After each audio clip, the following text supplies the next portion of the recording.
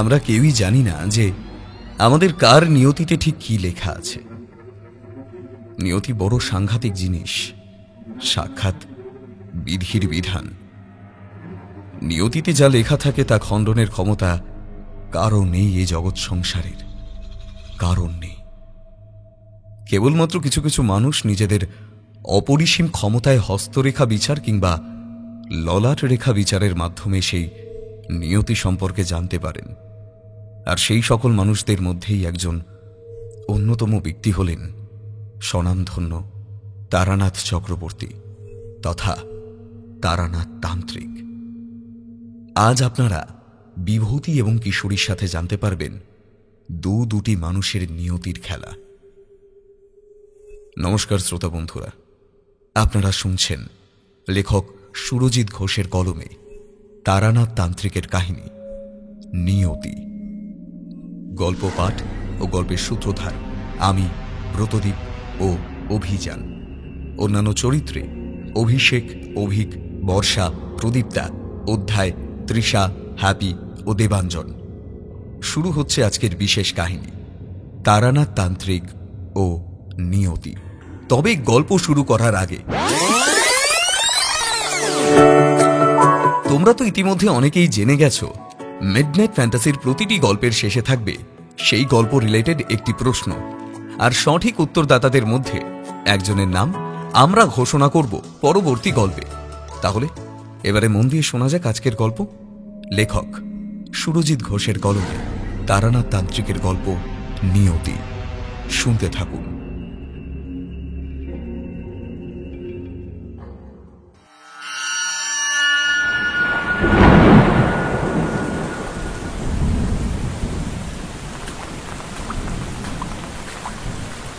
ছাতা মাথায় দিয়ে 5 মাথার মোড়ে এসে উপস্থিত হতেই দেখলাম কিশোরী চায়ের দোকানের বেঞ্চে বসে হাতের ইশারায় আমাকে তার কাছে যেতে বলছে। যথারীতি আমি এবার এগিয়ে গেলাম সেই ছোট্ট গুমটি মতো চায়ের দোকানটার দিকে।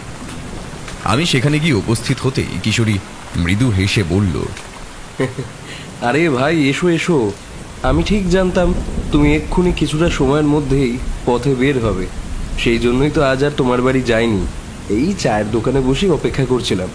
আরে দাঁড়িয়ে রয়েছো কেন, বসো। দাদা এক ভাঁড় চা আর একটা সিগারেট দাও তো। আমি কিশোরীর দিকে তাকিয়ে সৌজন্যমূলক স্বল্প হাসি হেসে তার পাশে বেঞ্চের ফাঁকা অংশে বসলাম। চায়ের দোকানদারের কাছ থেকে 1 ভাঁড় চা আর একটা সিগারেট নিয়ে সেগুলো সে আমায় দিল। উষ্ণ চায়ের ভারে স্বল্প ফু দিয়ে তাতে তৃপ্তির চুমুক বসালাম আমি। আমাদের চা খাওয়া সমাপ্ত হলে 2 বন্ধু মিলে 2খানি সিগারেটে আগুন ধরিয়ে লম্বা লম্বা টান দিলাম। কিশোরী আমার দিকে তাকিয়ে বলল, চলো চলো ভাই, আর বিলম্ব করে লাভ নেই, আমরা দুজনে মিলে বরং এই সময় একটিবার ঠাকুর মশাইয়ের বাড়ি থেকে ঘুরে আসি। হ্যাঁ হ্যাঁ নিশ্চয়ই যাবো, আরে যাবো বলেই তো বের হয়েছি। কিশোরী এবার দোকানদারের টাকা মিটিয়ে দিয়ে ঠাকুর মশাইয়ের জন্য 20 পয়সার বিনিময়ে 1 প্যাকেট পাসিং শো সিগারেট কিনল। পাসিং শো সিগারেট তার অত্যন্ত পছন্দের। সেই সিগারেট ছাড়া তিনি একেবারেই গল্প বলে উঠতে পারেন না কিছুতে। সিগারেটের প্যাকেট কিনে আমরা 2 বন্ধু মিলে ছাতা মাথায় দিয়ে পথে নামলাম। আজ সকাল থেকে ঝিমঝিম করে একটানা বৃষ্টিপাত হয়েই চলেছে। নিম্নচাপের দরুন সাথে বইছে দামাল সনসনে বাতাস। নিজেদের মধ্যে নানান বিষয় টুকিটাকি গল্পগুজব করতে করতে আমরা এসে উপস্থিত হলাম ঠাকুরমশাইয়ের গৃহের সদর দরজার সামনে। তবে আজ দেখলাম সদরের দরজা মোটেও বন্ধ করা নেই, বরং হাট করে তা খোলা রয়েছে। আমরা ভিতরে ঢুকতে চারি আমাদের উদ্দেশ্যে বলল, আসুন আসুন কাকা বাবু আসুন। চারির কথা শুনে মিষ্টি হাসি উপহার দিয়ে আমি আর কিশোরী ঢুকে এলাম ঘরের ভেতর। সদর দরজা পেরিয়ে ভেতরে পা রাখতেই দেখলাম দাওয়ায় চাটাই বিছিয়ে বসে রয়েছেন ঠাকুরমশাই ও তার সম্মুখ ভাগে একজন পুরুষ এবং নারী। তাদের দেখে খুব সহজেই বোঝা যায় যে এই পুরুষ এবং এই স্ত্রীলোকটি হলো আসলে স্বামী স্ত্রী। কিশোরী আমার দিকে দৃষ্টি বিনিময় করল। আমি তার কানের কাছে মুখ নিয়ে গিয়ে বললাম, নিশ্চয়ই ঠাকুরমশাইয়ের কাছে কোনো সাহায্য চাইতে এসেছে। আমরা এবার ধীরে ধীরে সেদিকে এগিয়ে জুতো জোড়া উঠোনের এক পাশে খুলে রেখে দাওয়ায় উঠে এলাম। ঠাকুরমশাই কেবলমাত্র একটিবার আমাদের দিকে তাকালেন, তারপর তিনি পুনরায় মনোনিবেশ করলেন সেই দম্পতির কথোপকথন শুনতে। নমস্কার চক্রবর্তী মশাই, আমার নাম পঙ্কজ, পঙ্কজ পাল, আর এই হলো আমার স্ত্রী কাঞ্চনা। চক্রবর্তী মশাই, আমি বড় অভাগা। নিষ্ঠুর ভাগ্য আমাদের সাথে পরিহাস করেছে। আপনার আপনার অনেক নামডাক শুনেছি। আপনি অতীতে নাকি একের পর এক বিভিন্ন আধিভৌতিক অতিলৌকিক বিভীষিকার নাশ করেছেন। বহু বিপদগ্রস্ত, নিপীড়িত, দরিদ্র মানুষকে আপনি উদ্ধার করেছেন। এছাড়াও আপনার যথেষ্ট প্রশংসা শুনেছি। আপনি নাকি মানুষের ভূত ভবিষ্যৎ এসব বলে দিতে পারেন শুধুমাত্র হস্তরেখা বিচার করে। চক্রবর্তী মশাই, দয়া করে আপনি আমার স্ত্রীর হাতের রেখা বিচার করে একটু বলুন তো যে আমাদের ভবিষ্যতে ঠিক কি লেখা আছে। দেখো পঙ্কজ, এইভাবে হস্তরেখা বিচার করে আমি কাউকে কোনো মতামত দিই না সচরাচর। যা ঘটার তা তো এমনিতেই ঘটবে, আগে ভাবিয়ে সে সম্বন্ধে আভাস পেয়ে লাভ কি? দয়া করে ও কথা বলবেন না চক্রবর্তী মশাই।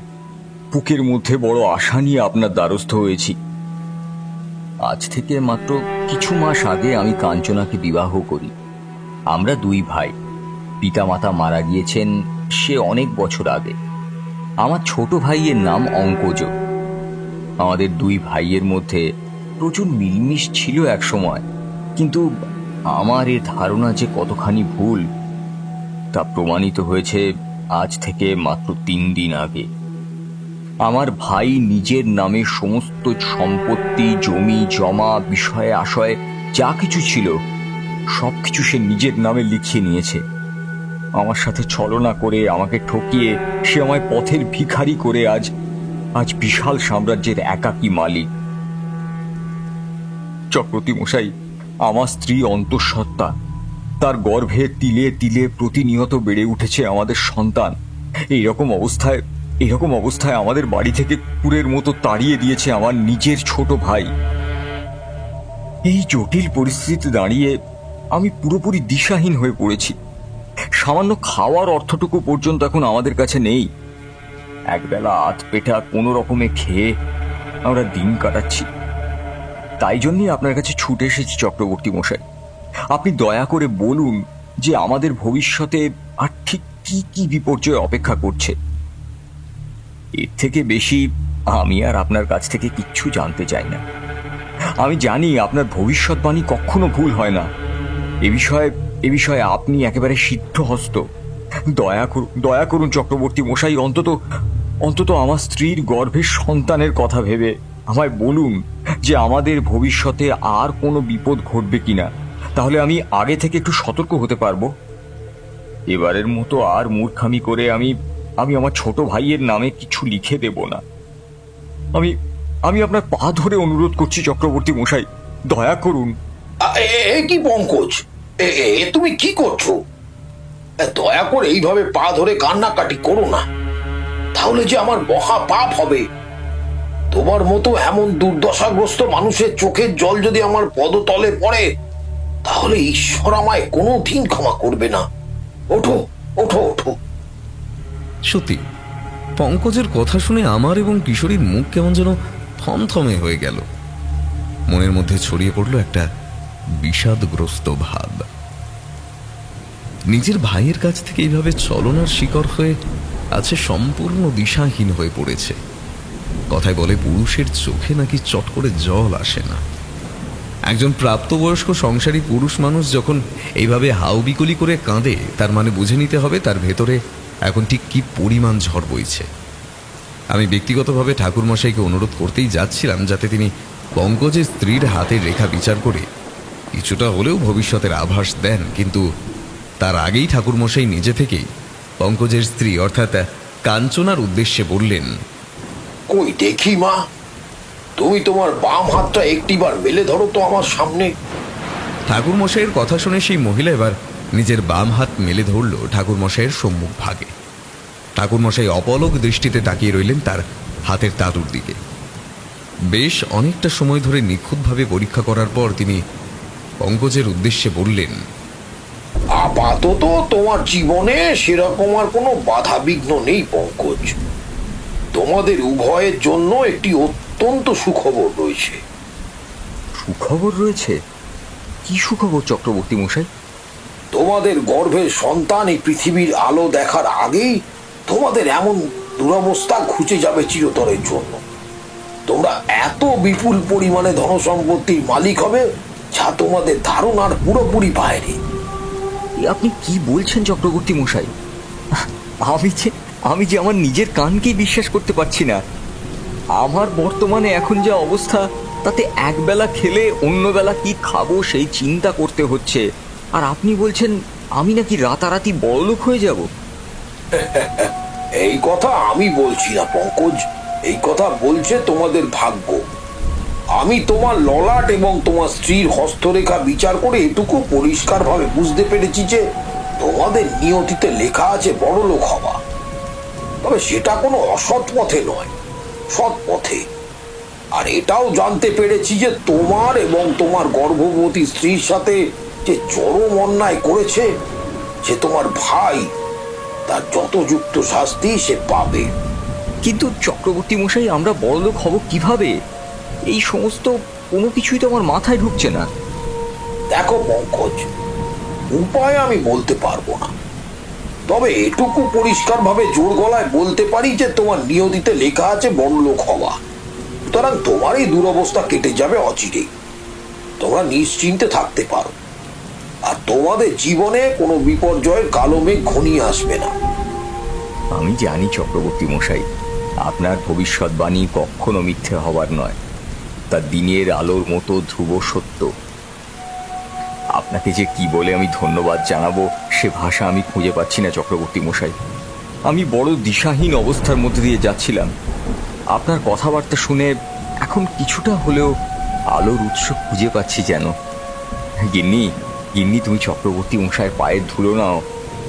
চক্রবর্তী মশাই, আপনি আমাদের এবং আমাদের সন্তানকে আশীর্বাদ করুন। এই থাক মা থাক, এই অবস্থায় হেঁট হয়ে আমাকে আর প্রণাম করতে হবে না। আমি এমনিতেই তোমাদের প্রাণ ভরে আশীর্বাদ করছি। পরমেশ্বর যেন তোমাদের মঙ্গল করে এবং তোমার গর্ভের সন্তানকে সুস্থ স্বাভাবিক অবস্থায় এই পৃথিবীতে নিয়ে আসেন। তাহলে চক্রবর্তী মশাই, আজকের মতো তাহলে উঠলাম। এই সামান্য অর্থটুকু আপনার দক্ষিণা বাবদ। এই কথা বলে পঙ্কজ পাঞ্জাবির ভেতর থেকে একখানি বটুয়া বের করে সেটা সে নামিয়ে রাখলো ঠাকুর মশাইয়ের দিকে। ঠাকুর মশাই প্রবল আপত্তি করে বললেন, আরে না না না না, এই অর্থ আমি কিছুতেই গ্রহণ করতে পারবো না পঙ্কজ। তোমাদের এখন যা পরিস্থিতি, তাতে আমি কিভাবে এই অর্থ নিই বলতে পারো? আমি অতটা নির্দয় মনুষ্যত্বহীন মানুষ নয়। তো এই অর্থ তোমার কাছেই রাখো, তোমার স্ত্রীর যত্ন নিও, কেমন? কিন্তু চক্রবর্তী মশাই, আপনি যে আমাদের ভাগ্য গণনা করলেন, তার বিনিময়ে আমাদের তো উচিত আপনাকে স্বল্প কিছু হলেও দক্ষিণা দেওয়া। আপনি যদি আমাদের এই দক্ষিণা গ্রহণ না করেন, তাহলে যে আমরা নিজের কাছে নিজেরা অপরাধী হয়ে থাকব। এতে অপরাধ বোধের কিছু নয় পঙ্কজ। তুমি তোমায় দিতে চেয়েছিলে, কিন্তু আমি তা নিলাম না। এতে তোমার বিন্দু মাত্র কোনো অপরাধ নেই। ঠিক আছে চক্রবর্তী মশাই, আপনি আজ আমার কাছ থেকে কোনো রকম অর্থ নিলেন না ঠিকই, কিন্তু সত্যিই যদি ভবিষ্যতে এমন কোনো দিন আসে যেদিন আমি আপনার এবং মঙ্গলময় ঈশ্বরের আশীর্বাদে বড়লোক হয়ে যাব, সেই দিন আমি নিজে কাঞ্চনাকে সাথে নিয়ে আবার আপনার কাছে এসে সেই দক্ষিণা দিয়ে যাব। আপাতত এটা বাকি থাকলো। সেদিন কিন্তু আপনার সামান্যতম কোনো আপত্তি আমি শুনব না। আচ্ছা বেশ, ঠিক আছে, তাই হবে। আজ তাহলে উঠি চক্রবর্তী মশাই। আশা করি ভবিষ্যতে আমাদের আবার দেখা হবে। আচ্ছা, অবশ্যই হবে। সাবধানে যেও কিন্তু। ঠাকুর মশাইয়ের কাছ থেকে বিদায় চেয়ে সেই দম্পতি এবার বেরিয়ে গেল গৃহ ছেড়ে। আমি আর কিশোরী এতক্ষণে এসে বসলাম ঠাকুর মশাইয়ের মুখোমুখি। কিশোরী আসার সময় ঠাকুর মশাইয়ের জন্য কিনে আনা পাসিংশো সিগারেটের প্যাকেটখানা বের করে সেটা সে বাড়িয়ে দিল ঠাকুর মশাইয়ের দিকে। অত্যন্ত পছন্দের সিগারেটের প্যাকেট দেখা মাত্র ঠাকুর মশাইয়ের ঠোঁটের কোণে সূক্ষ্ম হাসির বলিরেখা ফুটে উঠল। সিগারেটের খাপ খুলে একখানি সিগারেট বের করতে করতে তিনি আমাদের দিকে তাকালেন। তারপর সেই সিগারেটখানি ঠোঁটের দুই ফাঁকে গুজে তাতে আগুন ধরিয়ে লম্বা টান দিলেন। এই নিন কাকাবাবু, আপনাদের জন্য একটু চা আর মুড়ি মাখা করে আনলাম। রান্নাঘরের ভেতর থেকে বেরিয়ে এসে চারি আমাদের সামনে নামিয়ে রেখে গেল 3 পেয়ালা গরম চা আর বেশ অনেকটা মুড়ি মাখা। 1 পেয়ালা চা আমি কিশোরীর দিকে বাড়িয়ে দিয়ে একটা দিলাম ঠাকুর মশাইকে এবং অপর একটা নিলাম নিজে। কিশোরী ঠাকুর মশাইয়ের দিকে তাকিয়ে প্রশ্ন করল, আচ্ছা ঠাকুর মশাই, সত্যি কি পঙ্কজের ভাগ্যে লেখা আছে অত্যন্ত ধনবান ব্যক্তি হওয়া? কিশোরীর এমন ধারা উদ্ভট প্রশ্ন শুনে ঠাকুর মশাই কিছুটা চটে গিয়ে বললেন, তা তোমার কি মনে হয় আমি কেবলমাত্র পঙ্কজ এবং তার স্ত্রীর মন রাখতে বানিয়ে বানিয়ে মিথ্যে কথা বললাম? না হে কিশোরী, সত্যি তাদের নিয়তিতে লেখা আছে বড় লোক হওয়া। তারা বিপুল পরিমাণে সম্পত্তির মালিক হতে চলেছে খুব শীঘ্রই। নিয়তি বড় সাংঘাতিক জিনিস। যার নিয়তিতে যা লেখা থাকে স্বয়ং ঈশ্বরের সাধ্য নেই সেই নিয়তি খণ্ডানোর। একবার এমনই এক ঘটনা হয়েছিল আমার সাথে। ঠাকুর মশাইয়ের শেষের বলা কথাটা শুনে আমি এবং কিশোরী আমাদের দুজনের চোখ উজ্জ্বল হয়ে উঠল। আমরা একে অপরের প্রতি দৃষ্টি বিনিময় করলাম। ঠাকুর মশাইয়ের বলা অন্তিম বাক্যটির থেকে এটাই প্রমাণিত হয় যে তার অতীত জীবনে ঘটা কোনো একটি অবিস্মরণীয় ঘটনার কথা তার মনে পড়েছে। কিশোরী চায়ের পেয়ালা নামিয়ে রেখে অনুরোধের স্বরে বলে উঠল, ঠাকুর মশাই, আজ তাহলে আপনি বরং আমাদের সেই ঘটনার কথাই বলুন। ঠাকুর মশাই কিশোরীর কথা শুনে কেমন যেন উদাসী দৃষ্টিতে তার দিকে তাকিয়ে আঙুলের অল্প চাপে সিগারেটের অগ্রভাগে জমতে থাকা ছাই আধ ভাঙা নারকেলের মালায় ঝেড়ে ফেলে বললেন,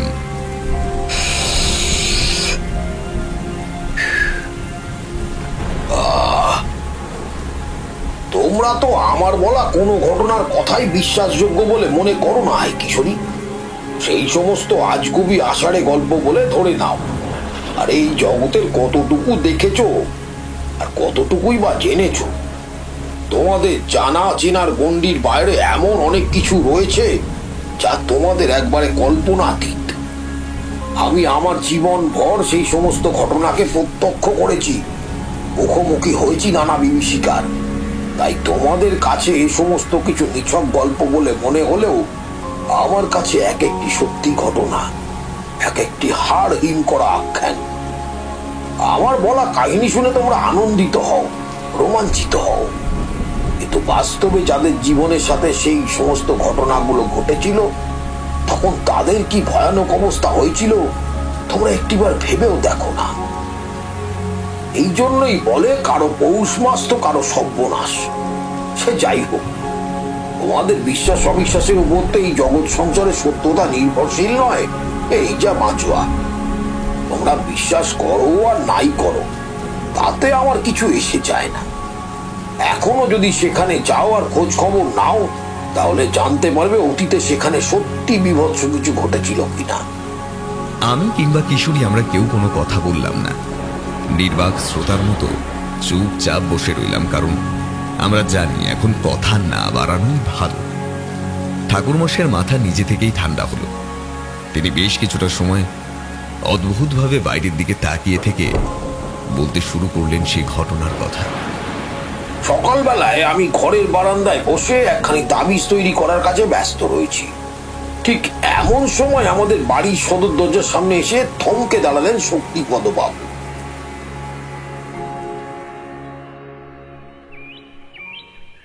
তারানাথ, তারানাথ, বাড়ি আছো নাকি হে? আরে আরে শক্তিপদ বাবু যে, আসুন আসুন আসুন আসুন। কি খবর? কি পরম সৌভাগ্য আমাদের। বাইরে দাঁড়িয়ে থাকবেন না দয়া করে, ভিতরে আসুন। রঘুনাথের মুখে শুনলাম তুমি নাকি ঘরে ফিরে এসেছো। সেই জন্যই তো তড়ি ঘড়ি তোমার সাথে একটিবার দেখা করতে চলে এলাম। তা বাবা, কেমন আছো? শরীর সুস্থ আছে তো? আগে হ্যাঁ কাকা বাবু, আমি পুরো সুস্থ রয়েছি আপনাদের আশীর্বাদে। তা আপনাদের খবর কি? সবকিছু কুশল মঙ্গল তো? সত্যি তারানাথ, তুমি যে কি সব বলো তা আমি বুঝে উঠতে পারি না। আমার আশীর্বাদ তোমার কি কাজে লাগবে বাবা? তুমি যে আমাদের থেকেও অনেক বড় মানুষ, সাক্ষাৎ দেবতার অংশ। আরে আপনি কি কথা বলছেন কাকা বাবু? আপনি আমার থেকে বয়োজ্যেষ্ঠ, এই সম্মানে আপনি আমার গুরুজন, আর যে কোনো গুরুজনের আশীর্বাদই আমার পথের পাথেও।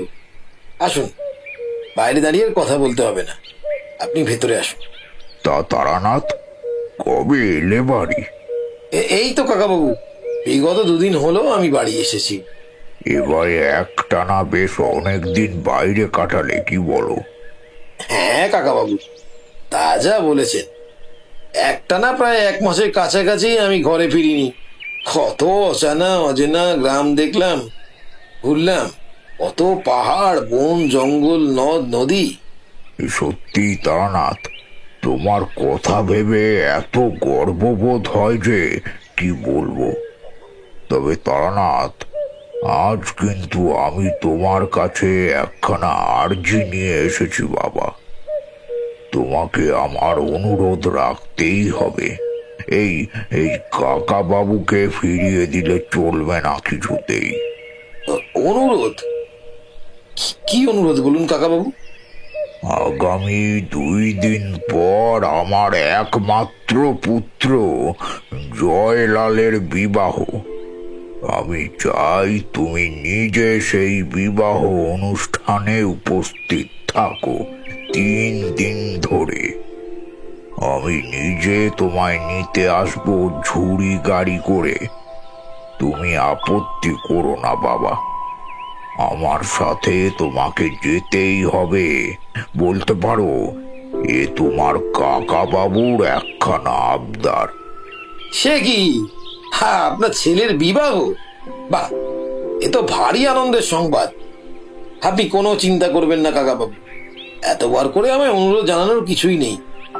আমি অবশ্যই যাব, আপনাকে কথা দিলাম। তুমি যাবে তারানাথ? সত্যি তুমি যাবে? উহ, আমি যে কি ভীষণ খুশি হলাম। বুকের মধ্যে থেকে একটা যেন ভারী পাথর নেমে গেল। সত্যি, তুমি গেলে আমার আর কোনো চিন্তা নেই। নববধূ বড় ভাগ্যবতী হবে যদি তোমার আশীর্বাদ পায়। আমার ভিটে পবিত্র হবে তোমার পদধূলির স্পর্শে। এবার তারানাথ, আজকের মতন উঠি তাহলে। বিয়ের দিন সকাল বেলায় আমি নিজে তোমায় নিতে আসবো। আরে সে কি কাকা বাবু, আপনি এভাবে শুধু শুধু শুধু মুখে চলে যাবেন তাই আবার হয় নাকি? একটু জল বাতাস অন্তত মুখে দিয়ে যান। না না তারানাথ, আজ আর সময় নেই। আমাকে বেশ অনেকগুলো জায়গায় যেতে হবে বিবাহ সংক্রান্ত কাজে। আজ উঠি বাবা, অন্য কোনো একদিন এসে না হয় তোমার ঘরে মিষ্টি মুখ করে যাব। আচ্ছা বেশ, ঠিক আছে, আপনি যা ভালো বোঝেন। তবে সাবধানে যাবেন। বৃদ্ধ শক্তিপদ মুখার্জি বাবু এবার চলে গেলেন আমার গৃহ ছেড়ে। বাইরে তার জন্য জুড়ি গাড়ি অপেক্ষা করছিল। ঘোড়ার খুঁড়ের টক বক শব্দের আওয়াজ আমার কানে। শক্তিপদ বাবু সম্পর্কে তোমাদের 2-4 কথা বলে রাখা ভীষণ দরকার। শক্তিপদ বাবুর সাথে আমার আলাপ ছিল অনেক আগে থেকেই। তাদের গ্রাম পলাশপুরে গিয়ে একবার তার সাথে আমার পরিচয় হয়েছিল, এবং তারপর থেকেই আমাদের মধ্যে গড়ে ওঠে সুসম্পর্ক। তিনি আমাকে নিজের পুত্রের মতো স্নেহ করতেন এবং ভালোবাসতেন, এবং এর আগেও বেশ কয়েকবার তিনি আমাদের গৃহে এসেছেন। তবে আমি তার বাড়ি যাইনি কখনো। তাই এবার যখন তিনি বড় মুখ করে তার ছেলের বিবাহে যাওয়ার জন্য আমায় নিমন্ত্রণ জানালেন, তখন আর আমি কিছুতেই না করতে পারলাম না। 2 দিন পর যথাক্রমে এলো সেই দিন। 7 সকালে জুড়ি গাড়ি নিয়ে শক্তিপদ বাবু নিজে এসে হাজির হলেন আমার বাড়িতে। তারানাথ, ও তারানাথ, তুমি প্রস্তুত হয়ে আছো তো? এই আমি গাড়ি নিয়ে চলে এসেছি। চলো এবার আমরা রওনা দিই।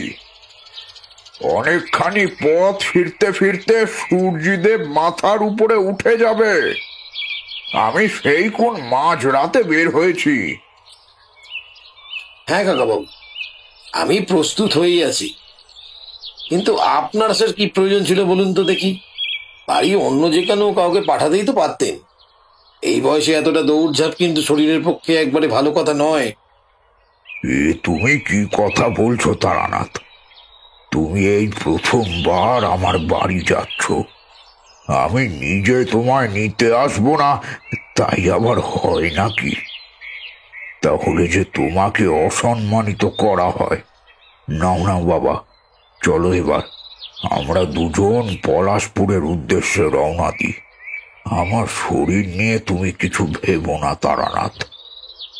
বয়স আমার অনেক হলেও শরীর কিন্তু এখনো একেবারে টাট্টু ঘোড়ার মতন রয়েছে।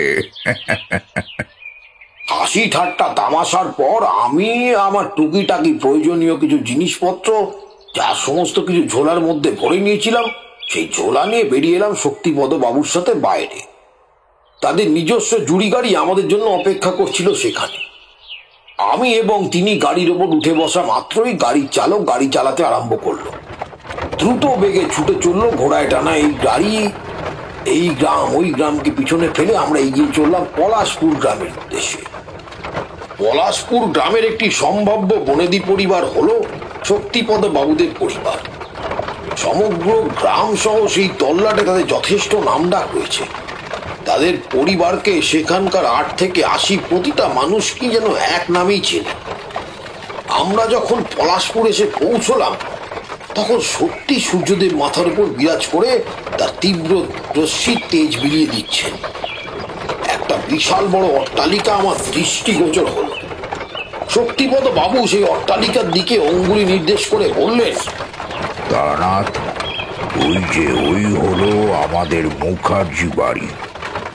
এসো, ধীরে সুস্থে সাবধানে নেমে এসো গাড়ি থেকে। গাড়ি থেকে নামতে নামতে আমি তাকালাম সেই বাড়ির দিকে।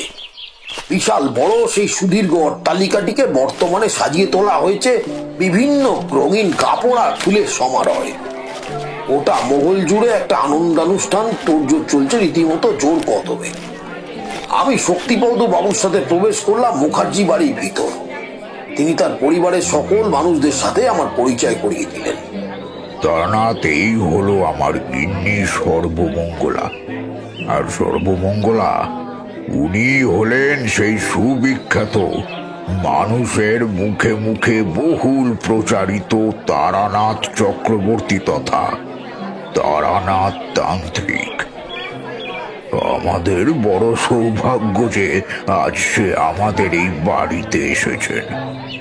শক্তিপদ বাবু স্ত্রী সর্বমঙ্গলা দেবী যেন সাক্ষাৎ মা মহামায়ার আরেক। পরনে তার লাল পাড় সাদা শাড়ি, মাথার চুল কাঁচা পাকা, চওড়া সিঁথিতে টকটকে লাল সিঁদুর বিদ্যমান, কপালে বড় গোলটি, পদ্ম ফুলের পাপড়ির মতো টানা টানা 2 চোখ, চোখের মণি নীরব, হাতে সধবার লক্ষণ স্বরূপ বঙ্গনারীর ন্যায় শাখা পলা বিদ্যমান। সর্বমঙ্গলা দেবী নত হয়ে আমার পায়ের ধুলো মাথায় নিতেই যাচ্ছিলেন, কিন্তু আমি দ্রুত তাকে সেই কার্য থেকে বিরত করে লজ্জিত কণ্ঠে বললাম, ছি ছি ছি, আপনি কি করতে যাচ্ছেন? আপনি আমার থেকে বয়সে অনেক বড়, দয়া করে আমাকে প্রণাম করবেন না, তাহলে যে আমার মহাপাপ হবে মাগু। তুমি জাতি শ্রেষ্ঠ বাবা, ব্রাহ্মণ মানুষ, তার উপরে তুমি আবার তারানাথ তান্ত্রিক। সত্যি আমার কর্তা মশাইয়ের মুখে তোমার যে কত নাম, কত প্রশংসা শুনেছি, সে কথা তোমায় বলে বোঝাতে পারবো না। তোমার মতন মানুষকে সরাসরি এত কাছ থেকে যে কোনোদিন দেখতে পাবো সে আমার কল্পনারও বাইরে। আমি ভীষণ খুশি হয়েছি তুমি আমাদের বাড়িতে এসেছো বলে। এই বাড়ি তুমি তোমার নিজের বাড়ি মনে করে থেকো, লজ্জা পেও না। যদি কখনো কোনো জিনিসের প্রয়োজন পড়ে তাহলে আমাদের নির্দ্বিধায় নিঃসংকোচে বলো, আমরা তোমার যত্ন আত্মীর কোনো ত্রুটি রাখবো না। হ্যাঁ, এই কথা তুমি একেবারে যথার্থ বলেছ গিন্নি। আমি আমার স্ত্রীর সাথে পুরোপুরি একমত তারানাথ। তোমার যখনই যা কিছুর প্রয়োজন পড়বে তুমি কিন্তু আমাদের তা বলো বাবা। এই গিন্নি, ছেলেটা অনেক দূর থেকে এসেছে গো, তুমি ওর জন্য একটু খাবার দাবারের ব্যবস্থা করো। আমি বরং তারানাথকে নিয়ে একবার কল ঘরে যাইও, তাড়াতাড়ি স্নান সেরে পরিষ্কার হয়ে নিক, তারপর না হয় খেতে বসবে। অনেকটা রাস্তা অতিক্রম করে এসেছে ছেলেটা, নিশ্চয়ই ক্ষুধার্ত তৃষ্ণার্ত হয়ে পড়েছে, কিন্তু লজ্জায় সে কথা আমাদের মুখ ফুটে বলতে পারছে না। আরে না না কাকাবাবু, আমার এতটুকু খিদে কিংবা তৃষ্ণা পায়নি। দয়া করে আপনারা আমায় দিয়ে এত ব্যতিব্যস্ত হয়ে পড়বেন না। আমি কিন্তু একজন সাধারণ ভবঘুরে মানুষ, বিভিন্ন স্থানে প্রতিদিন ঘুরে বেড়ানোই আমার স্বভাব, তাই যে কোনো সময় যে কোনো পরিস্থিতিতে মানিয়ে নিতে পারি অতি সহজেই। আমার এখানে কোনো অসুবিধা হবে না, এ ব্যাপারে আপনারা নিশ্চিন্তে থাকুন। বৃদ্ধ শক্তিপদ বাবু আমার দিকে তাকিয়ে কিছুটা হাসলেন, তারপর তিনি আমায় নিয়ে গেলেন তার বাড়ির কল ঘরে। স্নান সেরে পরিষ্কার হয়ে শুদ্ধ বস্ত্র পরে আমরা এসে বসলাম তার ঘরে। বাড়ির একজন কাজের লোক আমাদের খাবার জন্য দুখানি ছোট জলচৌকি বিছিয়ে দিয়ে গেল। সর্বমঙ্গলা দেবী মালতীকে সাথে নিয়ে কাঁসার বড় বড় থালায় করে অনেক খাবার নিয়ে এসে নামিয়ে রাখলেন। তারপর হাত পাখা নাড়তে নাড়তে বললেন, এসো তারানাথ, এবার খাবার খাবে, এসো। এই এত কিছু খাবার কি আমার একার পক্ষে খাওয়া সম্ভব কাকিমা? এই এত কিছু খেতে পারবো না, আপনি দয়া করে বেশিরভাগটাই তুলিয়ে নিন।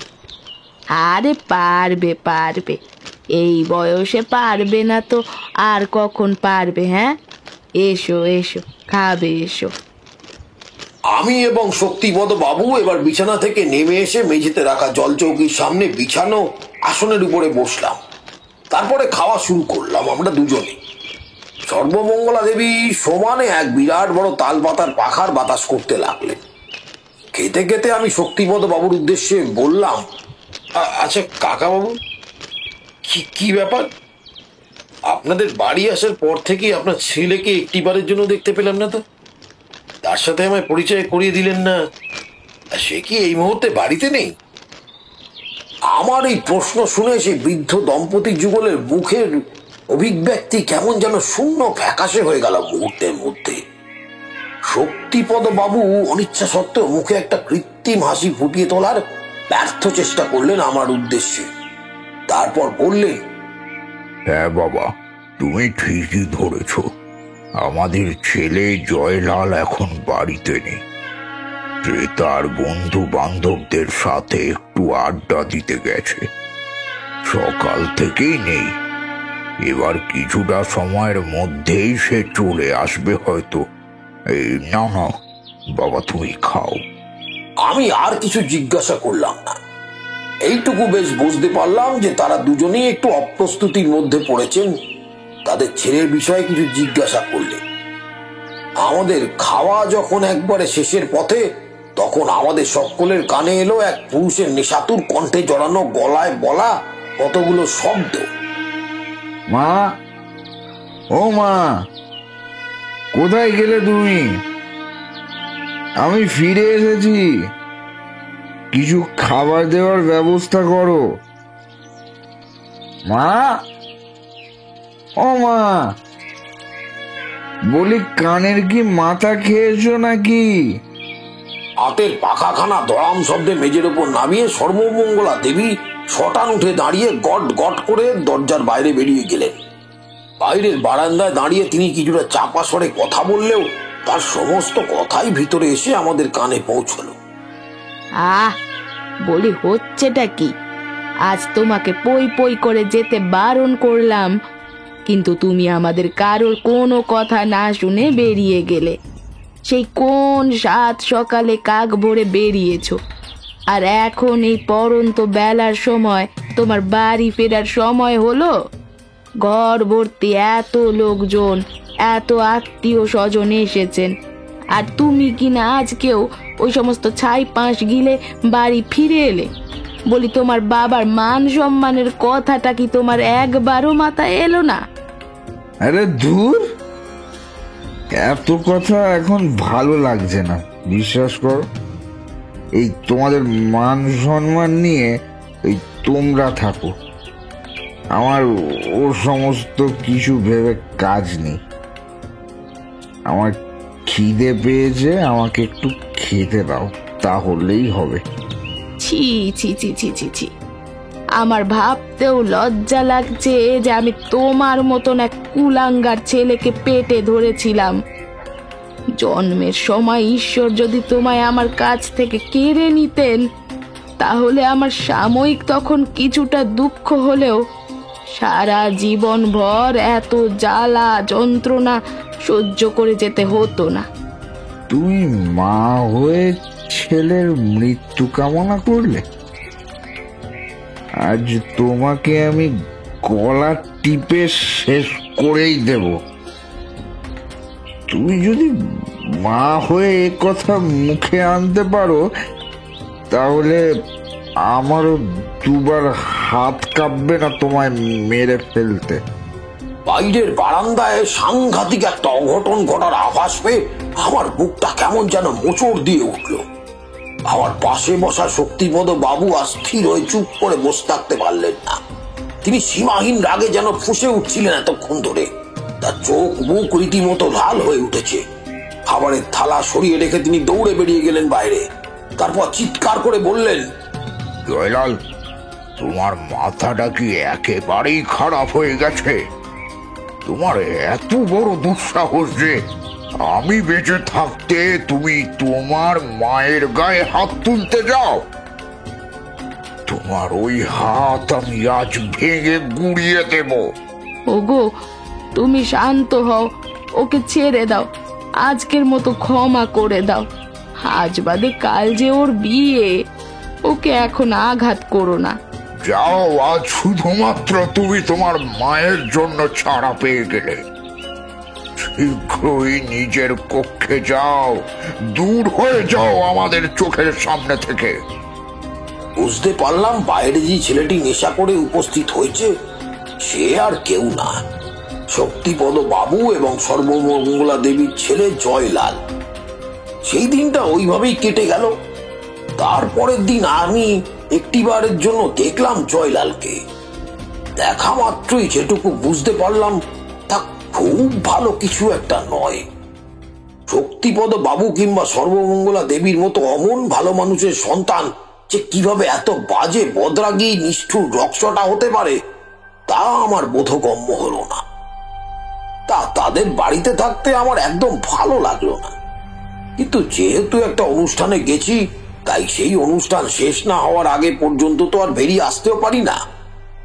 তাই সম্মান রক্ষার খাতিরে আমাকে এক প্রকার বাধ্য হয়েই সেখানে থেকে যেতে হলো।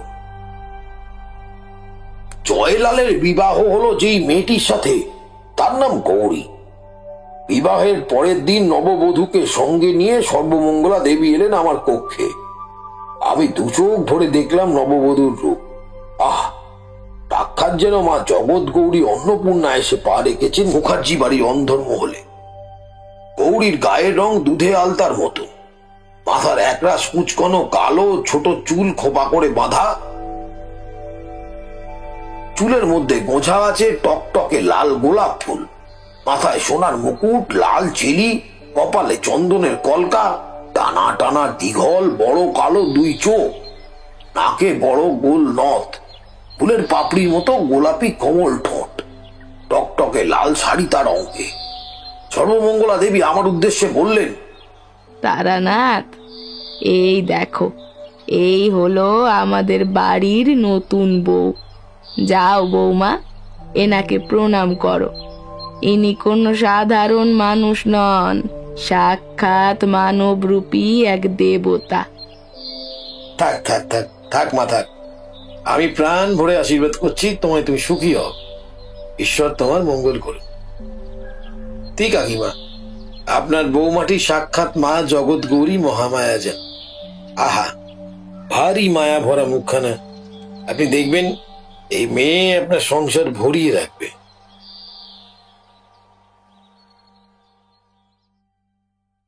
আমি যেদিন মুখার্জি বাড়ি থেকে চলে আসবো ঠিক তার আগের দিন রাতে শক্তিপদ বাবু এবং তার স্ত্রী সর্বমঙ্গলা দেবী তাদের পুত্রবধূ গৌরীকে নিয়ে এলেন আমাদের কাছে। তাদের একটাই দাবি, গৌরীর হাতের রেখা দেখে যেন আমি একবার বলে দিই তার ভবিষ্যৎ সম্পর্কে, কারণ সেই ছিল মুখার্জি বাড়ির একমাত্র বউ। আমি সচরাচর খুব একটা এরকম ভাবে মানুষের হস্তরেখা বিচার করে আগে থেকে সেই বিষয়ে তাদের অবহিত করি না। যা ঘটার তা তো এমনিতেই ঘট, আগে ভাগে জেনে কি লাভ। কিন্তু সর্বমঙ্গলা দেবী এবং শক্তিপদ বাবু মিলে এমন জোলাজুলি করতে শুরু করলে যে আমাকে বাধ্য হয়ে তার পুত্রবধূ গৌরী দেবীর হাতের রেখা পরীক্ষা করতেই হলো। আমি জানি তারানাথ, তুমি ভাগ্য গণনা করতে বরাবরই বড় পটু। তোমার গণনা কখনো বিফল হবার নয়, আর তাই জন্যই তো হাতের কাছে তোমায় পেয়ে আমাদের পুত্রবধূকে নিয়ে এলাম, কিছু ভবিষ্যতের পূর্বাভাস পেতে। হ্যাঁ, আসলে কি জানেন কাকাবাবু, আমি এইভাবে খুব একটা কারুর হাতের রেখা বিচার করে তার ভবিষ্যতের কথা বলে দিই না। তো নেহাতি আপনারা দুজন মিলে আমায় একটু জোর করলেন, তাই এটা করছি, তাহলে কখনোই করতাম না। কই দেখি মা, তুমি তোমার বাম হাতটা একবার মেলে ধরো তো আমার চোখের সামনে। আমার এই কথা শুনে গৌরী দেবী একবার নিজের বাম হস্ত মেলে ধরলেন আমার চোখের সামনে। আমি বেশ কিছুটা সময় খুব ভালোভাবে তার হাতের রেখা পর্যবেক্ষণ ও পরীক্ষণ করলাম। যত সময় এগিয়ে যেতে লাগলো ততই আমার মধ্যে কেমন যেন একটা অস্বস্তিকর অনুভূতি ছড়িয়ে পড়ল। আমি আমার গণনার ফল যা বের হয়েছে তা কখনো ভুল হবার নয়। তা সত্ত্বেও বারবার একাধিকবার আমি গণনা করতেই থাকলাম, কিন্তু ফলাফল বের হলো সেই একই। কি হলো তারানাথ, তোমার মুখ জুড়ে এমন অন্ধকার ঘনিয়ে এলো কেন? তোমার মুখটা এত থমথমে দেখাচ্ছেই বা কেন? তবে কি? আমি আপনাকে সব বলছি কাকাবাবু। কাকিমা, আপনি গৌরীকে নিয়ে ভিতরে যান, কাকাবাবুর সাথে আমার একান্তে কিছু কথা আছে। সর্বমঙ্গলা দেবী দুশ্চিন্তাগ্রস্ত ভাবে পুত্রবধূকে সাথে নিয়ে সে ঘর ছেড়ে বেরিয়ে অন্য ঘরে চলে গেলেন। আমি শক্তিপদ বাবুর দিকে তাকিয়ে কিছুটা কঠিন সুরে বললাম, কাকাবাবু, আপনি মন শক্ত করুন। গৌরীর হাতের রেখা বিচার করে আমি তার আগামী দিনের কথা জানতে পেরেছি। আমার গণনা ভুল হওয়ার নয়, একবার না একাধিকবার গণনা করে দেখেছি, কিন্তু আমার গণনার ফল বের হয়েছে সেই একই। এই কথা আমিও জানি তারানাথ, যে তোমার ভবিষ্যৎ বাণী দিনের আলোর মতন ধ্রুব সত্য রূপ নেয়। তুমি বলো তারানাথ, আমি সমস্ত কিছু শোনার জন্য প্রস্তুত আছি। কাকাবাবু, আর কয়েক মাসের ব্যবধানে পুত্র শোক পেতে চলেছেন। আপনাদের একমাত্র পুত্র জয়লালের আয়ু ফুরিয়ে এসেছে। আপনাদের পুত্রবধূ গৌরীর হাতে আমি পরিষ্কার বৈধব্য যোগ দেখতে পেয়েছি। আর সব থেকে বড় কথা, যেটা শুনলে আপনি অবাক হয়ে যাবেন, তা হলো আপনার পুত্রের মৃত্যু লেখা আছে আপনারই পুত্রবধূর হাতে। সে যে কোনো কারণে তার স্বামীকে হত্যা করে স্বইচ্ছায় বিধবা হবে।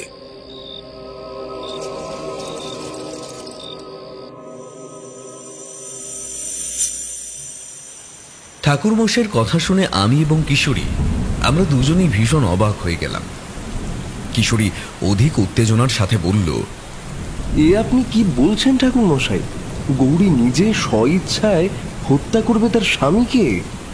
হ্যাঁ গো কিশোরী, তাহলে আর বলছি কি?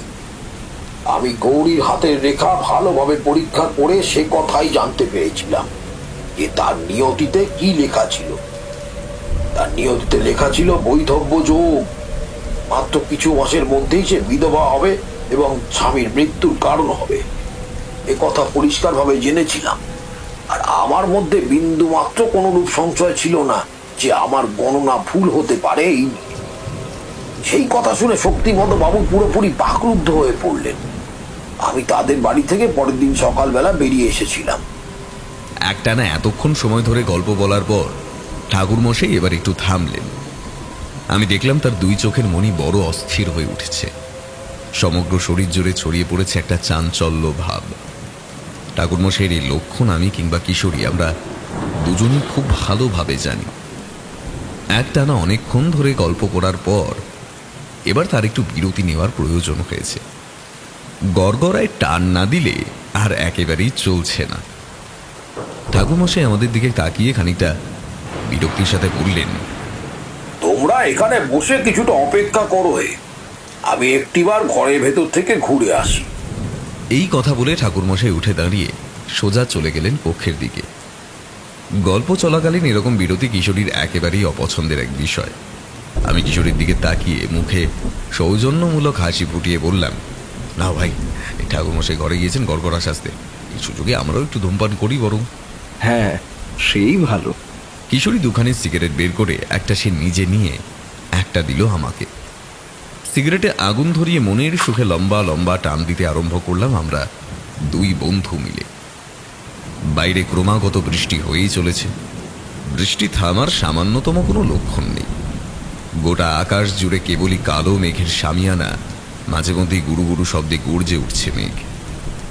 ঝমঝম করে বৃষ্টি হয়েই চলেছে।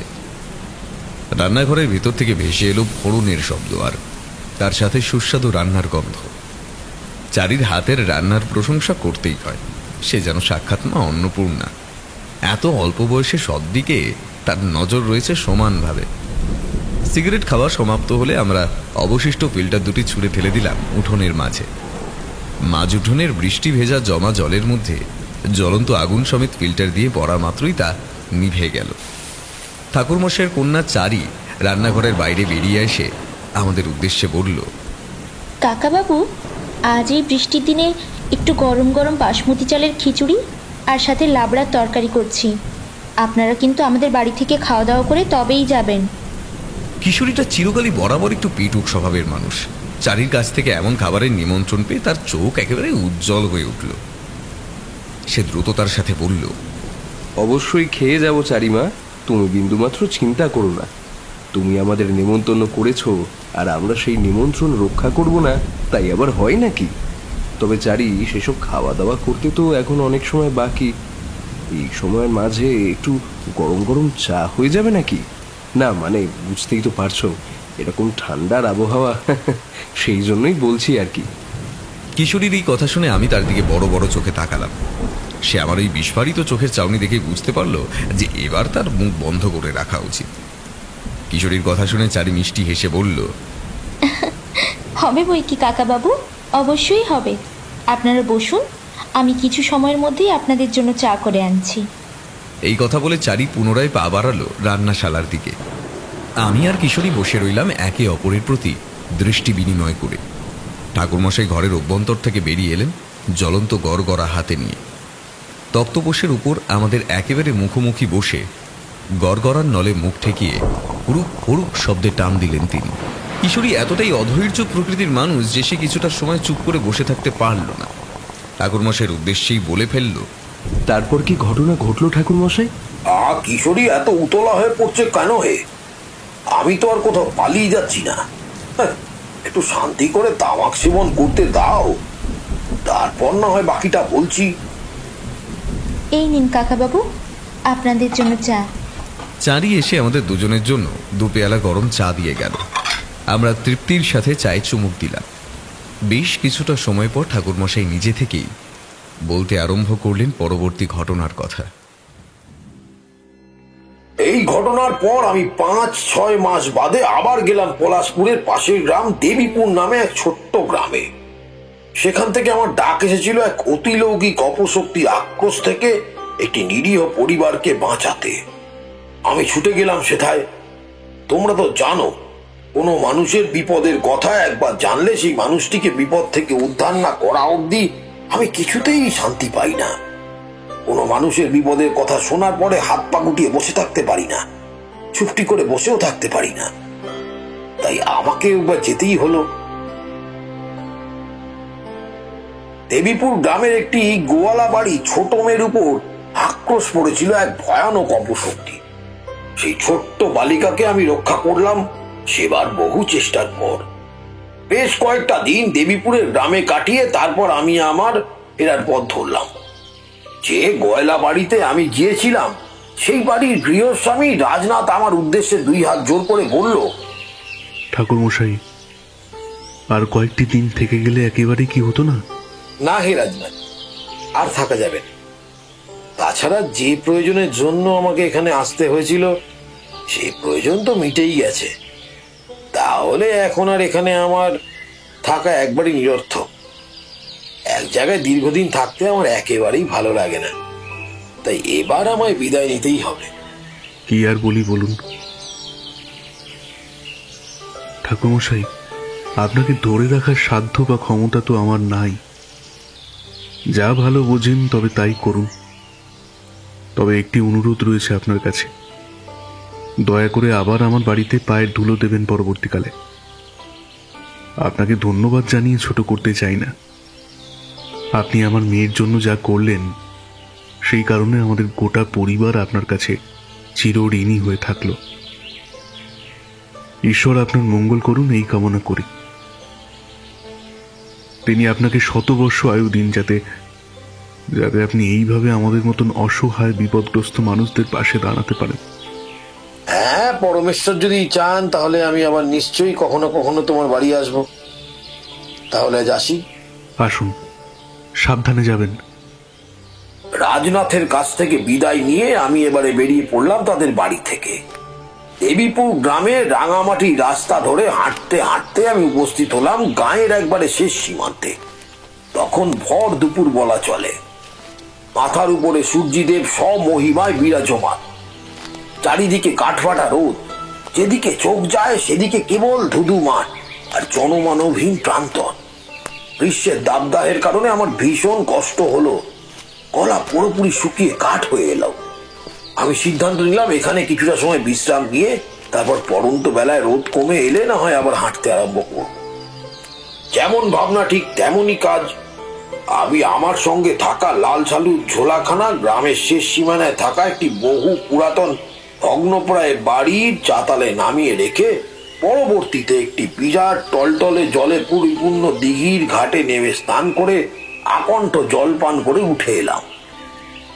বহুক্ষণ বাদে খানিকটা অস্বস্তি বোধ করলাম। আমি ঝোলায় থাকা কিছুটা শুকনো চিড়ে আর মুরগি বের করে তা খেতে আরম্ভ করলাম। খাওয়া দাওয়া শেষ হওয়ার পর সেই ভাঙা বাড়ির দেওয়ালে হেলান দিয়ে মাঝে মধ্যে দূরের মাঠ থেকে ধেয়ে আসা দমকা বাতাসে কখন যে চোখের পাতা একটু চুড়ে এসেছিল তা জানি না। বিকাল বেলায় আমার ঘুম ভাঙতেই দেখলাম আকাশ কালো হয়ে মেঘ করেছে।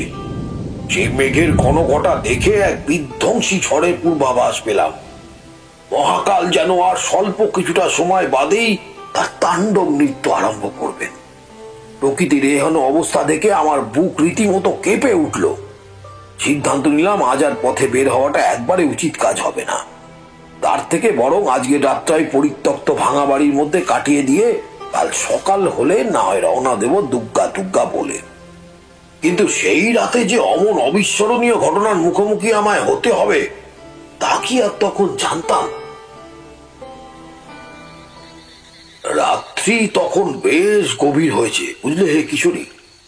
আমি ঝোলার ভেতরে থাকা কিছু পাকা ফলকে ওরকম নির্জন ভাঙা পরিত্যক্ত ঘরের বারান্দায় বসে মধুসুন্দরী দেবী জপ করতে আরম্ভ করলাম। কারণ ওই রকম পরিবেশ ধ্যানের জন্য একবারই উপযুক্ত। চারিদিকে ঘুটঘুটে অন্ধকার, আকাশে কাস্তের ফলার মতো এক ফালি বাঁকা চাঁদ উঠলেও এই স্থানে ধরাতলে চাঁদের চাঁদনি আলো এসে পড়েনি। কারণ সমগ্র জায়গাটা জুড়ে বড় বড় মহিরুহের দল তাদের ঝাঁকড়া ঝাঁকড়া ডালপালা মাথার উপর বিস্তৃত করে ঊর্ধ্বাকাশে মেলে দাঁড়িয়েছিল সাক্ষাৎ দৈত্যের ন্যায়। গ্রামের শেষ সীমান্তে থাকা খালের মধ্যে দিয়ে প্রবাহিত জলধারার কলকল যে আওয়াজ কানে আসছিল, কচু পাতার তলা থেকে কতগুলো ব্যাঙ ক্রমাগত কর্কশ ভাবে ডেকেই চলেছিল। কয়েকটি জোনাকি পোকা তাদের ক্ষুদ্র আলোকে সম্বল করে অন্ধকারের বুকে উড়ে বেড়াচ্ছিল যত্রতত্র। আমি মধুসুন্দরী দেবী ধ্যানে মগ্ন ছিলাম, কিন্তু হঠাৎ করে আমার কানে এলো কিছু একটা আওয়াজ। শুকনো পাতার উপর দিয়ে হেঁটে গেলে যেমন খড়মড় আওয়াজের সৃষ্টি হয়, ঠিক খানিকটা সেই রকম সে শব্দ। ওই শব্দ শুনে আমি ধ্যান ভঙ্গ করলাম না। চোখের পাতা পূর্বের মতোই বন্ধ রেখে শান্ত মনে এক নাগাড়ে মধুসুন্দরী দেবীর নাম জপ করতে রইলাম।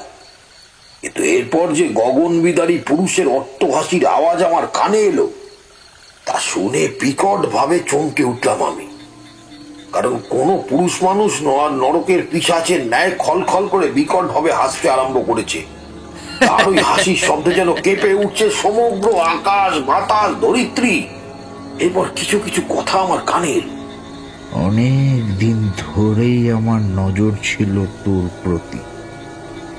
সোজা আঙুলে ঘি না উঠলে আঙুল যে কিভাবে বেঁকাতে হয় সেটা আমার থেকে ভালো আর কেউ জানে না। সেদিন আমি কত করে তোকে বললাম, আয় আয় আমার কাছে পদ্মা, নিজেকে সঁপে দে কেবলমাত্র এক রাতের জন্য। কিন্তু কিছুতেই তুই আমার কথা শুনলি না। আজ এবার কে বাঁচাবে তোকে? আমি আর চুপ করে দু চোখ বন্ধ অবস্থায় ধ্যান করতে পারলাম না। চোখের পাতা খুলে দ্রুত উঠে দাঁড়ালাম। তারপর যেদিক থেকে কথাবার্তার আওয়াজ আসছিল সেই দিকে অনুমান করে দৌড়ে গেলাম। অন্ধকারের মধ্যে বেশ কিছুটা বন জঙ্গল ঢেলে বাইরে বেরিয়ে আসতেই আমি দেখলাম তীরের সামনে দাঁড়িয়ে আছে একজন যুবতী নারী, আর তার থেকে কিছুমাত্র তফাতে এক পেশি বহল পুরুষের অবয়ব। যে পুরুষের দুই চোখে হিংস্র দৃষ্টি ক্ষুধার্ত হায়নার মতো নিবদ্ধ রয়েছে ওই নারীর প্রতি। সীমাহীন কামনা আর বাসনায় সেই পুরুষের চোয়াল বেজানো গড়িয়ে পড়ছে লালা রস। কথা বলা শেষ হতেই আবার হা হা করে বিকট ভাবে অট্টহাসি এসে উঠল সেই পুরুষ। রাতের আবছা অন্ধকারে আমি তাদের মুখমণ্ডল পরিচ্ছন্ন ভাবে বুঝতে পারলাম না। পুরুষটির সামনে দাঁড়িয়ে থাকা অসহায় নিরীহ সে মেয়েটি মারাত্মক ভয়ে থরথর করে কেঁপে উঠছিল বারংবার। পরনে থাকা শাড়ির আঁচলটা ভালোভাবে বুকের মধ্যে টেনে নিয়ে সে কম্পিত স্বরে দুই হাত জোর করে অনুরোধের ভঙ্গিমায় বলল, আপনি আপনি আমায় ছেড়ে দিন দাদা বাবু, আমি গরিব মানুষ, দয়া করে আমার সর্বনাশ করবেন না। বাড়িতে বাড়িতে আমার দুটো ছোট ছোট বাচ্চা ছেলে মেয়ে রয়েছে, আমার কিছু হয়ে গেলে ওরা না খেতে পেয়ে মরে যাবে। তাছাড়া আমি আমি আপনার বাড়িতে কাজ করি, আপনি আমার মালিক, আর আমি হলাম আপনাদের বাড়ির সামান্য এক বেতনভোগ নারী। আমার সাথে আপনার অবৈধ ঘনিষ্ঠ সম্পর্ক সাজে না। বাড়িতে অত সুন্দর লক্ষ্মী ঠাকুরের মতন একজন স্ত্রী রয়েছে, তাকে তাকে এইভাবে দিনের পর দিন আপনি ঠকাতে পারেন না। চুপ, একদম চুপ। আরে একটাও কথা বলবি না তুই পদ্মা। তোর এই জ্ঞানের বাণী দেওয়া এবার বন্ধ কর। হ্যাঁ রে পদ্মা, তুই জানিস না আমার স্বভাব চরিত্র কিরকম। আমি যে কোনো একজন নারীর প্রতি আসক্ত থাকতে পারি না দীর্ঘদিন, সে আমার স্ত্রী হোক বা অন্য কেউ। সেই দিন রাতে আমাদের বাড়িতে সেই রকম কেউ ছিল না। আমি তোকে কত করে বলেছিলাম রাজি হয়ে যা পদ্মা, রাজি হয়ে যা। তোর রূপ যৌবন আমায় পাগল করেছে কেবলমাত্র একটা রাতের জন্য আমার কাছে নিজের শরীরটা বিলিয়ে দে। কিন্তু তুই আমার কথা শুনলি না। সেই দিন কোন রকমে পালিয়ে বেঁচেছিলিস, কিন্তু আজকের এই রাতে কোনোভাবেই তোর নিস্তার নেই আমার হাত থেকে। না দাদা বাবু, আমি আপনার পায়ে পড়ছি, আপনি আপনি দয়া করে আমার সাথে এই অন্যায় করবেন না। আমরা গরিব মানুষ, আমাদের কাছে ইজ্জতটাই সবকিছু। আর আমার যদি ইজ্জত চলে যায় তাহলে আমি কিছুতেই কলঙ্কিত দেহ নিয়ে বেঁচে থাকতে পারবো না। আত্মহত্যা করা ছাড়া আমার কাছে আর কোনো পথ খোলা থাকবে না। আমার ঘরে দুটো ছোট ছোট বাচ্চা আছে, আমি মরে গেলে ওদের কি হবে? পদ্মা, তোর ছেলে মেয়ের কি হবে তা আমি জানি না, তবে তোর আজ রাতে যে কোনো একটা গতি করব সেই বিষয়ে আমি পুরোপুরি নিশ্চিত। আসলে আসলে কি জানিস রে পদ্মা, কারো প্রতি আমার যদি একবার কুনজর পড়ে, তাহলে ততক্ষণ তাকে না ভোগ করা পর্যন্ত আমি কিছুতেই শান্তি পাই না। এই মনের মধ্যে কেমন যেন একটা হু হু করে আগুন জ্বলে। এই নিয়ে কত মেয়ের সর্বনাশ করলাম, কত অসহায় মেয়েকে মৃত্যুর মুখে ঠেলে দিলাম, তার কোনো হিসেব নেই। আজ আজ তোর পালা। না না দাদা বাবু, আপনি আমার সাথে চরম অন্যায় কিছুই করতে পারেন না। আপনি আপনি আমার দিকে এগিয়ে আসবেন না, আমি কিন্তু তাহলে চিৎকার করতে বাধ্য হব। যে চিৎকার করবি, কর কর কর কর কর, যত খুশি চিৎকার কর, কিন্তু তোকে সাহায্য করার জন্য এখানে কেউ এসে উপস্থিত হবে না। ভালো করে চারপাশটা একবার তাকিয়ে দেখ, তুই এখন কোথায় রয়েছিস। এই জায়গাটা পলাশপুর আর দেবীপুরের মিলনস্থল। এখানে কোনো মানুষের বসবাস নাই, তাই তোর চিৎকার শুনে কেউ রক্ষা করতে আসবে না। কারোর কানে তোর আর্তনাদ গিয়ে পৌঁছবেই না। তাছাড়াও আমি কোন বংশের ছেলে তুই তো জানিস। আমার ভয়ে এই তল্লাটে বাঘে গরুতে এক ঘাটে জল খায়। কেউ যদি আমাকে এই অবস্থায় দেখেও নেয়, তাহলে সেও নিজের প্রাণের ভয়ে এই কথাটা কাউকে বলতে সাহস পাবে না। আসলে সকলেরই প্রাণের প্রতি মায়া রয়েছে তো নাকি? আপনি একটা জানোয়ার দাদা বাবু, আপনি আসলে একটা মানবরূপী নরপিশাচ।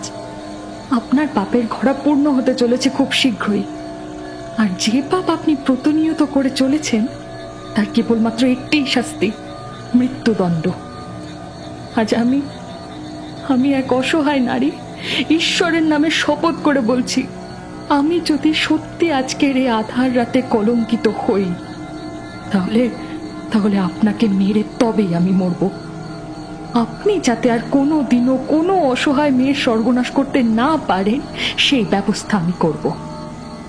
আপনার বাবা যিনি অমন দেবতুল্য মানুষ, সেই দেবতার মতো মানুষের ছেলে যে কিভাবে এরকম দানব হতে পারে তা জানি না।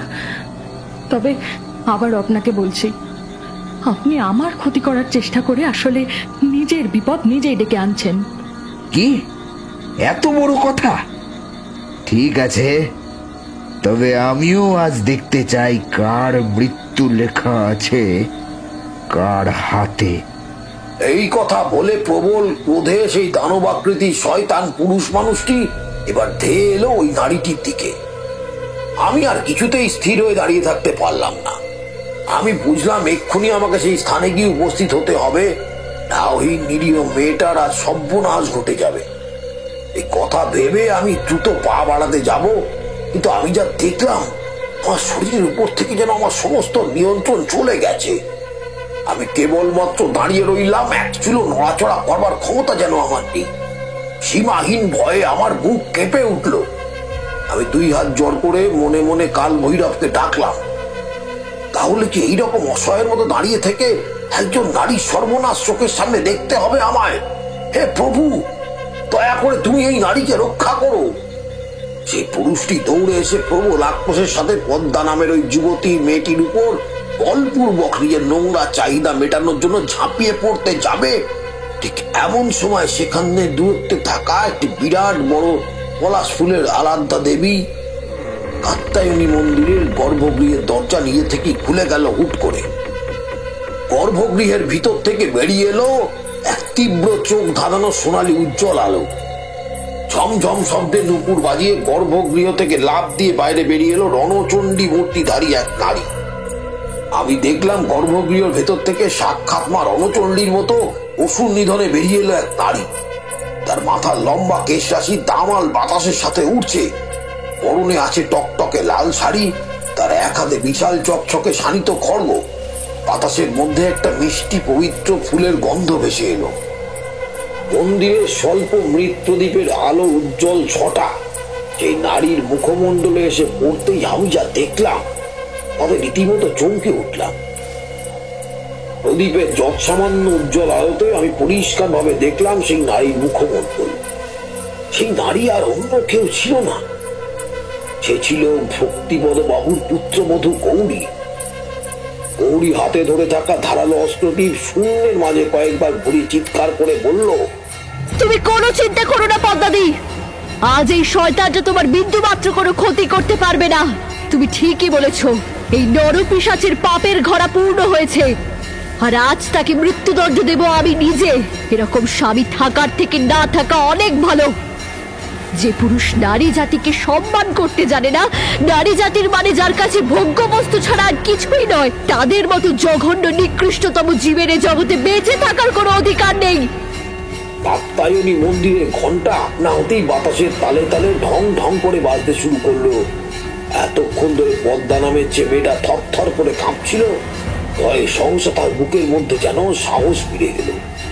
সে দুই হাত জোর করে অশ্রু ভেজা চোখে বলল, কি এই যে বৌদিমণি, বৌদিমণির এ কি ভীষণ উগ্ররূপ আজ আমি দেখছি, যেন সাক্ষাৎ মা কাত্যায়নী ও সন্নিধনের উদ্দেশ্যে হাজির হয়েছেন রণক্ষেত্রে। কোনো কিছু বুঝে ওঠার আগেই গৌরী ছুটে এসে সেই পুরুষের গলা থেকে মুন্ডুখানা আলাদা করে দিল শানিত অস্ত্রের এক কোপে। তরতাজা রক্তে ছিটে লেগে ভর্তি হয়ে গেল গৌরীর মুখমণ্ডল।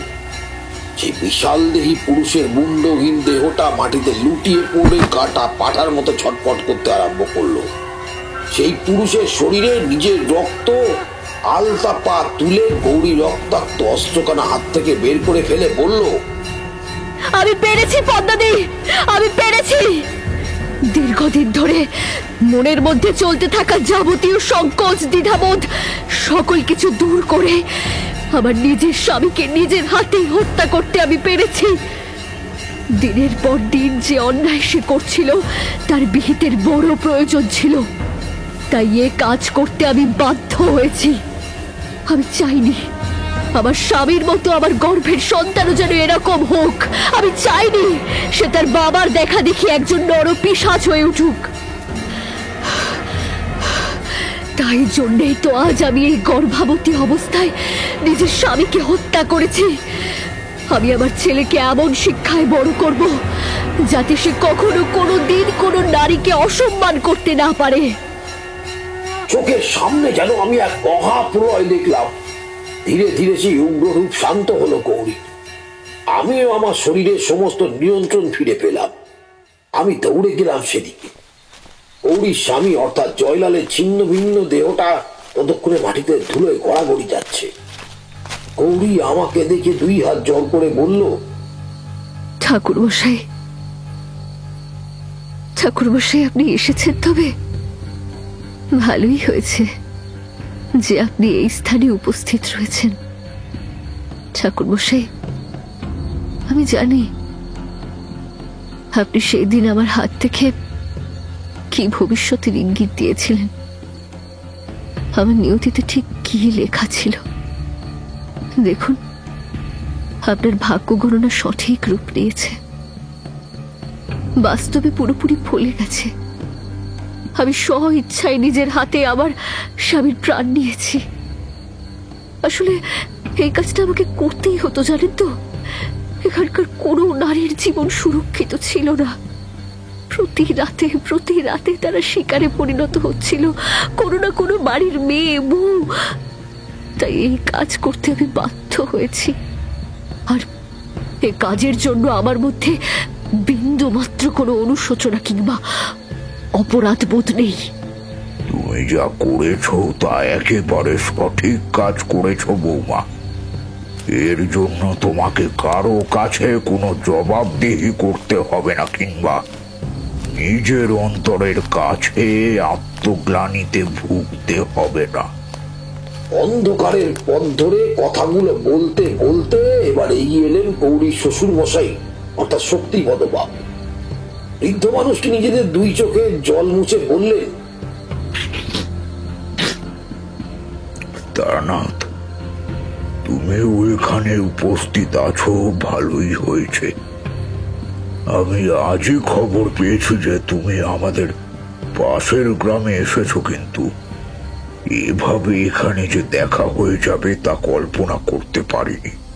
তারানাথ যেদিন তোমার হাতের রেখা বিচার করে বলেছিল যে তোমার নিয়তিতে অকাল বৈধব্য যোগ লেখা রয়েছে এবং তোমার স্বামীর মৃত্যু তোমার হাতে ঘটবে, সেই দিন থেকেই আমি এবং আমার স্ত্রী মনে মনে প্রস্তুত হয়ে নিয়েছিলাম আমাদের ছেলের মৃত্যু সংবাদ শোনার জন্য। কারণ আমরা খুব ভালোভাবেই জানতাম যে তারানাথের ভবিষ্যৎবাণী কখনো মিথ্যা হবার নয়। জয়লাল দিনে দিনে আস্ত এক পিশাচে পরিণত হচ্ছিল। সর্বক্ষণ সে মদের নেশায় ডুবে থাকত। এত সুন্দর লক্ষ্মীর মতন বউয়ের উপর সর্বদা শারীরিক ও মানসিক অত্যাচার করত। সর্বোপরি তার জঘন্য লালসা ও বাসনার শিকার হয়ে কত নিরীহ অসহায় মেয়ের প্রাণ গিয়েছে অকালে। তার কোনো ইয়ত্তা নেই। তুমি সঠিক কাজ করেছ গৌরী। ওই যে কথায় বলে না, দস্যি গরুর চেয়ে শূন্য গোয়াল অনেক ভালো। এক্ষেত্রেও ঠিক তাই ঘটেছে। আমি এক্ষুনি বাড়ি গিয়ে লোক পাঠাচ্ছি শয়তানটার দেহ সৎকারের উদ্দেশ্যে। আজ থেকে আমি জানবো আমার কোনো ছেলে ছিল না, রয়েছে কেবল একটি মেয়ে, আর সেটা হলে তুমি গৌরী। এ কি বাবা মশাই, আপনি এখানে এত রাতে? আমি আজ রাতের বেলায় তোমায় বাড়ি থেকে বের হতে দেখেই বুঝতে পেরেছিলাম যে আজই জয়লালের শেষ রাত্রি। সেই জন্য তোমার শাশুড়ি মাকে সমস্ত কথা বলে আমি বেরিয়ে এসেছি। চলো বৌমা, আর তোমাকে এখানে থাকতে হবে না। তোমার শরীরের উপর দিয়ে এতদিন অনেক ধকল গিয়েছে, মনের উপর দিয়ে বয়ে গিয়েছে একের পর এক কাল বৈশাখীর ঝড়। যে আসতে চলেছে তার কথাও তো ভাবতে হবে নাকি? তারানাথ, তারানাথ, তুমি আমাদের বাড়ির আসন্ন অতিথি, যে বর্তমানে গৌরীর গর্ভে বেড়ে উঠছে একটু একটু করে। তার জন্য কিছুটা মঙ্গল কামনা করো। ঈশ্বরের কাছে এটুকু প্রার্থনা করো যাতে সে আর যাই হোক না কেন, বাবার মতন অন্তত এরকম দুশ্চরিত্র শয়তান নরপিশাচ যেন না হয়। এরপর আর কি, শক্তিপদ বাবু তার গৃহে যাওয়ার জন্য আমায় বেশ কয়েকবার বলেছিলেন, কিন্তু আমি তার গৃহে যাই। ফিরে এসেছিলাম আমার নিজের বাড়িতে। এই রাতের কথা মাঝে মধ্যে মনে পড়লে এখনো ঘুমোতে পারি। কাকাবাবু, আমার রান্না হয়ে গেছে, আপনারা খেতে আসুন। ঠাকুরমশাইয়ের গল্প বলা শেষ হতেই আমাদের কানে এলো চারির ডাক। তার সাথে বাতাসের মধ্যে ভর করে ভেসে এলো সুস্বাদু বাসমতি চালের খিচুড়ি, লাবড়ার তরকারি আর বড় বড় বেগুন ভাজার ঘ্রাণ। খাওয়া দাওয়ার পর্ব সমাপ্ত হলে ঠাকুরমশাইয়ের কাছ থেকে বিদায় নিয়ে আমরা দুই বন্ধু দুখানি ছাতা মাথায় দিয়ে বেরিয়ে এলাম পথে। তখনও বৃষ্টি হয়ে চলেছিল ক্রমাগত ঝমঝম করে।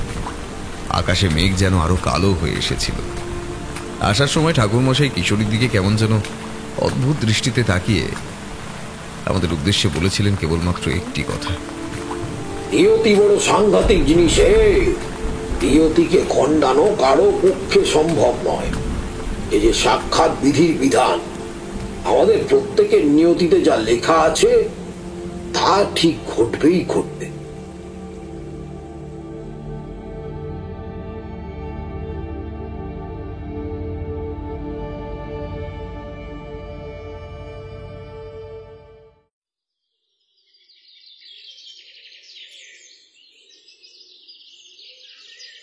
আপনাকে যে কি বলে ধন্যবাদ জানাবো চক্রবর্তী মশাই, সে ভাষা আমি খুঁজে পাচ্ছি না। আপনার ভবিষ্যৎবাণী সত্যি ফলে গিয়েছে। আমার স্বর্গত দাদুর এক বিশাল সম্পত্তির হঠাৎ করেই আমি মালিক হয়েছি। এই সম্পত্তির কোনো সন্ধান এতদিন অবধি আমার জানা ছিল না। এমনকি এর উত্তরসূরি যে আমি হব সে কথা আমায় দাদু একটি বারের জন্য তার জীবিত অবস্থায় জানাননি। আসলে আমি বুঝতে পেরেছি এই সবই হয়েছে আপনার কৃপায়। আরে না এ পঙ্কজ, এই সমস্ত কিছু হয়েছে তোমার নিজের ভাগ্যের কারণে। তোমার ভাগ্যের চাকা ঘুরে গিয়েছে, আর কোনো দুর্দশার মধ্যে দিয়ে যেতে হবে না তোমাকে কিংবা তোমার স্ত্রী কাঞ্চনাকে। আর কোনোদিন অর্থের অভাব তোমাদের স্পর্শ করতে পারবে না। এই লিখন যে তোমাদের নিয়তিতে লেখা ছিল, আমি কেবলমাত্র সে কথা জানতে পেরে তোমাদের তা জানিয়েছিলাম কিছুটা আগে। যদি আমি তখন এ বিষয়ে তোমাদের কিছু না বলতাম, তাহলেও আজ এই একই ঘটনা ঘটত। এতে আমার কোনো কৃতিত্ব নেই। যদি ধন্যবাদ জানানোরই হয়, তবে তোমরা বরং ধন্যবাদ জানাও মঙ্গলময় ঈশ্বরকে এবং তোমার স্বর্গত দাদুকে, যার কৃপায় আজ তোমাদের যাবতীয় অভাব অনটন মিটে গিয়েছে। আমি আর কিশোরী বেশ কয়েকদিন পর ঠাকুরমশাইয়ের বাড়িতে গিয়ে উপস্থিত হতেই দেখলাম পঙ্কজ পাল এবং তার স্ত্রী কাঞ্চনা এসে উপস্থিত হয়েছে। তাদের মুখ থেকে যেটুকু যা বুঝলাম, তাতে বুঝলাম হঠাৎ করেই তারা বিশাল কোনো সম্পত্তির মালিক হয়েছে, সুতরাং তাদের আর এই অভাব অনটনটা নেই। মাথার উপর ছাদ হয়েছে, পেট ভরা খাবার জুটেছে। বর্তমানে সে এখন বিশাল ধনবান ব্যক্তি। পঙ্কজ পাল আমাদের দেখে চিনতে পারল। সে দুহাত জোড়ো করে আমাদের উদ্দেশ্যে সৌজন্যমূলক ভাব দেখালো। বিনিময়ে আমরাও দুহাত জোর করে নমস্কার জানালাম। কৌতূহল চেপে রাখতে পারল না কিশোরী। সে জিজ্ঞাসা করল, তা পঙ্কজবাবু, আপনার ভাইয়ের কি হলো? সে নিশ্চয়ই আপনার এই উন্নতি দেখে হিংসায় জ্বলে পুরো শেষ হয়ে যাচ্ছে। না না না না, সে কথা বলবেন না। হিংসা করার মতো মানসিক অবস্থা তারা নেই। আমার ভাইয়ের শরীরে কোনো এক দুরারোগ্য ব্যাধি দানা বেঁধেছে। চিকিৎসক জানিয়েছেন তার আয়ু নাকি খুবই সীমিত। ভাইটার কথা ভেবে ওর মন খারাপ হয়। যতই হোক, মায়ের পেটে ভাই বলে কথা। মন খারাপ করে আর কি করবে পঙ্কজ? আসলে সবই হলো কর্মফল। যে যার কর্মের দোষেই এরকম কর্মফল ভোগ করে। পাপ কোনোদিন কারো বাপকেও ছাড়ে না। চক্রবর্তী মশাই, আপনি কোনো দক্ষিণা সেদিন কিন্তু নেননি। আপনি বলেছিলেন যেদিন আমার ভাগ্যের চাকা ঘুরবে সেই দিন আপনি আপনার পারিশ্রমিক নেবেন। এই নিন চক্রবর্তী মশাই, এগুলো আপনার জন্য। আরে এই এত অর্থ নিয়ে? না না না চক্রবর্তী মশাই, আজ আর আপনার কোনো ওজোর আপত্তি আমি শুনবো না। এইগুলো আপনাকে নিতেই হবে। আপনারা সকলে বসুন, আমি বরং সামনের মোড়ের মাথার দোকান থেকে একটু গরম গরম জিলাপি আর কিছু মিষ্টি কিনে আনি। আজকের দিনে একটু মিষ্টি মুখ না করলে কি আর চলে? আজকের আমাদের প্রশ্ন হল, পঙ্কজ এবং তার স্ত্রীর ভাগ্যের চাকা ঘুরেছিল কিভাবে? সঠিক উত্তরদাতার নাম আমাদের আগামী গল্পের শুরুতে ঘোষণা করা হবে এবং মাসের শেষে সর্বাধিক উত্তরদাতার জন্য থাকবে একটি অসাধারণ গিফট। তাহলে আর দেরি না করে ঝটপট উত্তরটি আমাদের মেইল করে জানিয়ে দাও midnightfantasy2021@gmail.com এ। শুনছিলেন লেখক সুরজিৎ ঘোষের কলমে তারানাথ তান্ত্রিকের গল্প নিয়তি। সম্পাদনা এবং কাস্টিংয়ে সৌরভ এবং মেঘনা। পরিচালনা ভিডিওর ভিজুয়াল এফেক্টসে সৌরভ, এডিটিংয়ে সায়র ও পোস্টার ডিজাইনে কৃষ্ণেন্দু মণ্ডল। আমাদের গল্পটি ভালো লেগে থাকলে লাইক করে দেবেন আর শেয়ার করে দেবেন। কেমন হয়েছে কমেন্ট করতে একদম ভুলবেন না। শুনতে থাকুন মিডনাইট ফ্যান্টাসি।